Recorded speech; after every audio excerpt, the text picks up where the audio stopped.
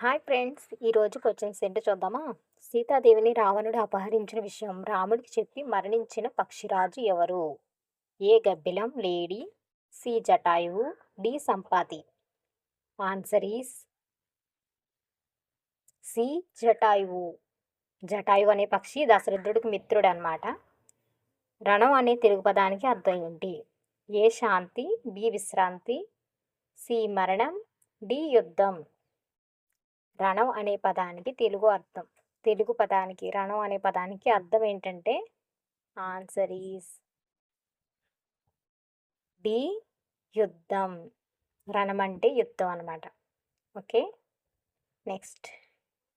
ఇంగ్లీష్లో ఆర్గ్యూ అనే పదానికి తెలుగు అర్థం ఏంటి? ఏ వాదించుట, బి మెచ్చుకోవడం, సి పొగుడుట, డి గొడవ. ఆర్గ్యూ అనే పదానికి తెలుగు అర్థం ఏంటి? ఆన్సర్ ఏ వాదించుట. ఆర్గ్యూ అంటే వాదించడం అనమాట. ఆర్గ్యూ చేస్తున్నారంటారు కదా. రక్తానికి ఎరుపు రంగు ఇచ్చే పదార్థం ఏ లాక్టిక్ ఆమ్లం, B oxygen, C haemoglobin, D enamel. రక్తానికి ఎరుపు రంగు ఇచ్చే పదార్థం ఏది? లాక్టిక్ ఆమ్లం, ఆక్సిజన్, హిమోగ్లోబిన్, ఎనామిల్.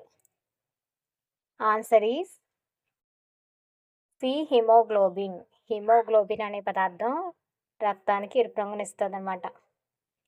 మన జాతిపిత మహాత్మా గాంధీ ఏ రాష్ట్రంలో జన్మించారు?